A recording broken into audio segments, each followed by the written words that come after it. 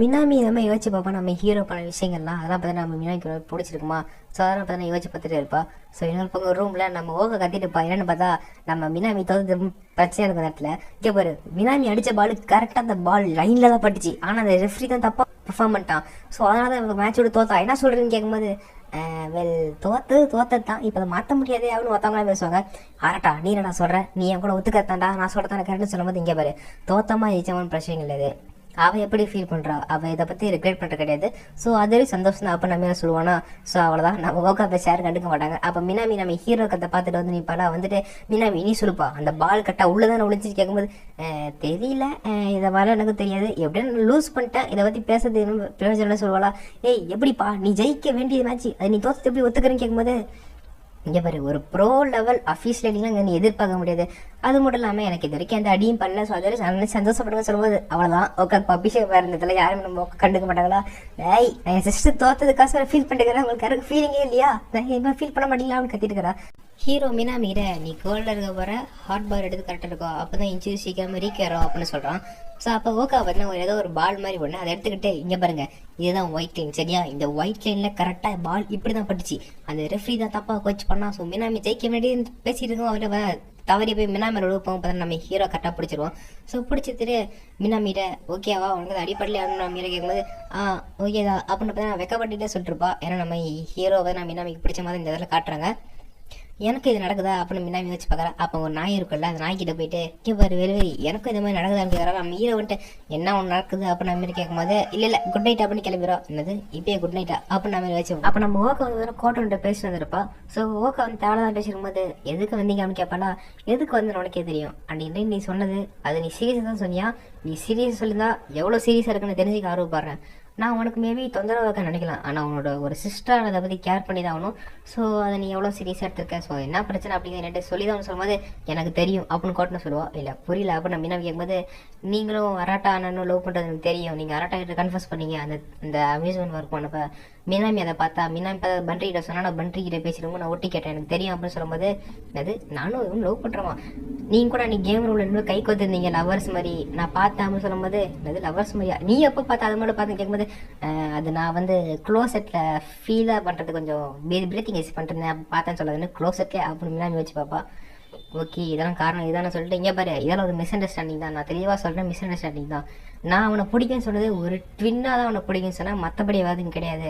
அது மட்டும் இல்லாமல் கேம் விளையாடுறது ஆக்சிடென்ட், நான் ரொமான்டிக்காக எதுவும் பேசுகிற மாதிரி தெரில, நீ கேட்டிருப்ப எல்லாத்தையும் நான் ரொமான்டிக்காக பேசணும் கிடையாதுல அப்படின்னு நம்ம மினாமி சொல்லுவாளா. அவன் நம்ம கோட்டணும் ஓ அப்படியா அப்போ உங்கள் ரெண்டு பேருக்கு நடுவில் லவ் வேறு ஏதாவது எதுவுமே கிடையாது அவன் ரொம்ப ஆரம்பிக்கும் போது நம்ம ஓகே கேம் சொல்ல வராது. அப்போ கண்ணை பாப்பாலா சரி ஓகே அப்படின்னு வேணா ஆமாம் எங்கள் ரெண்டு பேருக்குள்ள எதுவும் கிடையாது சொல்லும்போது அப்பா இப்போ எங்களுக்கு ரொம்ப சந்தோஷமா இருக்கு அப்படின்னு கோட்டை ரிலீஸ் ஆவா. ஸோ பண்ட்ரி பார்த்தீங்கன்னா ஒவ்வொருத்தர போய் ஹெல்ப் எடுத்துருப்பா, ஆனால் எல்லாருமே பண்ண முடியாது சொல்லுவாங்க, ஏன்னா அவங்களுக்கு கொஞ்சம் பர்சனல் ஒர்க் முடியாது சொல்லுவாங்க. ஸோ யாருமே முடியாட்டாங்க. இப்போ என்ன பண்ணுறது வச்சுக்கும்போது நான் வீட்டுக்கு வந்துட்டு அப்போ நம்ம ஹீரோ வரும்னா கரெக்ட் டைமிங் அரட்டா வாடா போடா அப்படி நீங்கள் கூட்டி போயிடுவாங்க நம்ம அரட்டாவை. என்னன்னா பண்ட்ரி எதையோ மறந்துட்டாங்களாமா. ஸோ அதை கண்டுபிடிக்கிறதுக்கோசரம் காலேஜ் இருக்குங்க. நான் ஃபர்ஸ்ட் டைம் பிளேஸ்க்கு வரேன், ஆனால் இப்படி ஒன்று எதிர்பார்க்கல, அப்படி செக்யூரிட்டி தெரியாமல் வந்திருப்பாங்க, நீட்டாக அலோவ் சார் உள்ளே வர மாட்டாங்களாமா. ஸோ அப்படியே போயிட்டு இருக்கும்போது ஸ்கூல்ஸ் ரொம்ப க்ரீப்பியாக இருக்கும் இல்லை நம்ம நைட்டில். அப்போ நம்ம என்ன பேசிட்டு வருவோம்னா டே வாய மூற எனக்கு கோஸ்ட்டு பயம் இல்லைடா, ஆனால் நிறைய பேர் பயம் முடிச்சுட்டு இருப்பாங்கடா, எனக்கு பயம்லாம் பிடிக்காத அந்த 7 மிஸ்ட்ரீஸ் அந்த கோஸ்ட்டு கீஸ்ட்டு எல்லாம் எனக்கு பிடிக்காது அப்படின்னு பண்டி சொல்லிட்டு போகலாம். அப்போதைக்கு என்ன மேட்ச் ஸ்கூலில் எடுத்தாங்கன்னு கேட்டால் பண்டிகிட்ட பதில் இருக்காது. ஆமாம் நீ எதுவும் மறந்து சொல்ல சீக்கிரம் எடுத்துகிட்டு போகும்போது டே விட்டு போவாரு அப்போ நம்ம வெளியே பண்ணுவோம் அந்த இடத்துல. இன்னொரு பக்கம் பார்த்தீங்கன்னா நம்ம ஓக்கா பார்த்தீங்கன்னா படிச்சுட்டு இருப்பாளா. ஸோ படிக்க முடியாது அவ்வளோவா. ஸோ கொஞ்சம் ரெஸ்ட் எடுத்துட்டு மொபைல் எடுத்து பார்த்தா மொபைலில் பார்த்தீங்கன்னா ஒரு மவுண்டன் மாதிரி ஒரு பிக்சரு. ஸோ அதை பார்த்து பார்த்தீங்கன்னா அவள் ரசிச்சுட்டு இருப்பான் அந்த இடத்த. ஸோ இன்னொரு பக்கம் ஜன்னல் காற்று கடி சத்தத்தில் தான் பார்த்து பண்ட்ரி பேர் பயந்துட்டு இருப்பாளா. பண்ட்ரி நீ இதே மாதிரி வந்துட்டு தான் கொஞ்சம் டிஸ்டர்பன்ஸாக இருக்கு, கொஞ்சம் தள்ளிடுன்னு கேட்கும்போது முடியாது எனக்கு பயம் பார்க்குற உன் கொடுத்தா ஒரு பண்ட்ரி சொல்லிட்டுருக்கான். ரைட்டா அப்போ பேர் போயிட்டு இருக்கான். இப்படி யாராட்டா ஏதாவது பேசுறா, என்ன பேசுறது பேசுறா அமைதியாக வர பயமா இருக்குடா அப்படி பண்ட்ரி பேசிட்டு இருப்பாளா. ஸோ அப்போ டக்குன்னு பார்த்தீங்கன்னா யாரும் வரமா தெரியுமா, நான் மீற போய் டக்குனு பண்ட்ரி பிடிச்சி இழுத்துட்டு போய் அபார வச்சிருவான். பண்ட்ரி ஒன்றும் புரியாது வேணாம் பண்ணுறேன்னு குவைட்டாக இருந்து யாரும் வராங்க அப்போ நான் மீற சொல்லுவான். ஸோ அங்கே செக்யூரிட்டி பார்த்தீங்கன்னா அந்த ரவுண்ட்ஸ் ஒரு வேலை சொல்லாமல் வந்துட்டு போவாரா. நான் மீற அம்மா எதுக்கு ஒழியணும், பண்ட்ரி இங்கே ஒரு ஸ்டூடெண்ட்டு மறந்துட்டோம் அதை எடுத்துகிட்டு போகிறோன்னு சொன்னால் அங்கே விட்டுருவாங்களே எதுக்கு நாங்கள் ஒழியணும் அப்போ நம்ம யோசிச்சு பார்த்துக்கோட டே என்னை உரையாடா அப்போ பண்ட்ரி சொல்லுவா. நானும் பண்ட்ரியும் சின்ன வயசில் ஒன்றா விளாண்டுருக்கோம், ஆனால் அப்பா பாடி இருக்கிறதுக்கும் இப்போ பாடி இருக்கிறதுக்கும் ரொம்ப டிஃப்ரெண்ட்டாக இருக்குது அப்போ நம்ம யோசிச்சு பார்க்குறோம். ஸோ பார்த்தீங்கன்னா இவங்க கிளப் ரூமுக்கு வந்திருக்காங்க. நம்ம ஹீரோக்கு பண்ட்ரி கிளப்பில் இருக்கிறதே தெரியாது. ஸோ எதை மாதிரிதான் பார்த்தீங்கன்னா ஒரு பொம்மையை தான், அந்த பொம்மையை தான் நம்ம ஒர்க்கா பார்த்தீங்கன்னா மறந்து விட்டுட்டா. எப்பா கிடைச்சிருச்சுப்பா, நல்லா இல்லை அது கிடைக்காது நினச்சி நல்லா கிடைச்சிச்சு. அவன் நோக்கா சொல்லுவாளா, இந்த பொம்மை எடுக்கவா வந்து அவன் மாதிரி கேட்கும்போது இந்த காலேஜுக்கு வர நாங்கள் வந்து பார்த்தீங்கன்னா இந்த மாதிரி ஒரு ஸ்கூலுக்கு சொன்ன போயிருந்தோம். அந்த ஸ்கூலில் வந்து நிறையா பசங்களை மீட் பண்ணோம். பசங்க நிறையா பேர் பார்த்தீங்கன்னா ரொம்ப சந்தோஷமாக தான் பொம்மை கூட நிறையா விளையாண்டுருந்தாங்க. ஆனால் ஒரு சில பசங்க அவங்க பேரண்ட்ஸ் கூட இன்ட்ராக்ட் ஆக மாட்டாங்க, நர்ஸ் கூட இன்ட்ராக்ட் ஆக மாட்டாங்க. அப்புறம் என் கிளப்பு மெம்பர்ஸ் எல்லாம் போய் அவங்க கூட பார்த்தீங்கன்னா இன்ட்ராக்ட் பண்ணி சந்தோஷமாக வச்சுப்பாங்க அந்த பசங்களை. ஸோ அதை பிடிச்சி போய் தான் இந்த கிளப்பில் சேர்ந்தேன். நான் இங்கே வந்து விசாரிச்சு பார்த்தேன் இந்த கிளப்பை பற்றி. எனக்கு இதை பற்றி வந்து ரொம்ப பிடிச்சிருந்தது. ஸோ அதுக்கு வந்து நான் வந்து நர்ஸ் ஆகுனது அந்த கிளப்லேயே ஜாயின் பண்ண. அப்போ இங்கே இருக்குது இது டாலாக நாளைக்கு ஒரு குழந்தைக்கு கிஃப்டாக போகுது. ஒரு குழந்தைக்கு மிஸ் ஆனாலும் ரொம்ப கஷ்டமாயிடும். அப்போ நம்ம பண்ட்ரி சொல்லுவாள், இந்த மாதிரி நான் ஏன் நர்ஸாக ஜாயின் பண்ணி கேட்டல நீ அப்படின்னு நம்ம பண்ட்ரி கேட்கும்போது ஆமாம் நம்ம சொல்லுவோம். அப்போ சின்ன வயசுல நம்ம பண்ட்ரி வந்து பார்த்தீங்கன்னா அவங்க அம்மாவை சந்திக்கிறது இருப்பா.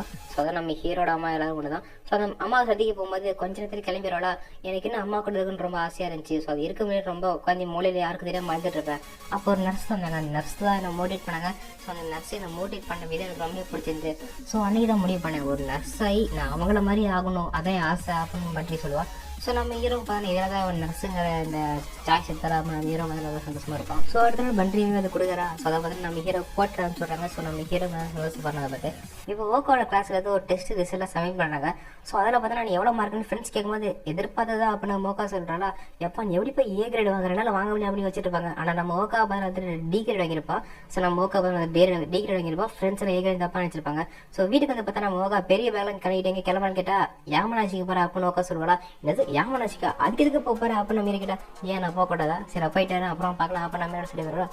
யாமனாச்சிக்கு எதுக்கு போகிறா, எனக்கு தெரிஞ்ச அங்கே ரிலேட்டிவ்ஸும் எதுவும் இல்லை, எனக்கு தெரிஞ்சவங்க இருக்குல்ல, எதுக்காக போகிறேன், ஒருவேளை ஃபேமிலியில் இந்த விஷயம் தனியாக டைம் ஸ்பெண்ட் பண்ணி இதை முடிக்கணும்னு நினைக்கிறேன். நம்ம சரி அவளை விடுவோம், ஒரு 3 நாள் லீவ் நல்லா அப்போ நம்ம யோசிக்கிறோம்.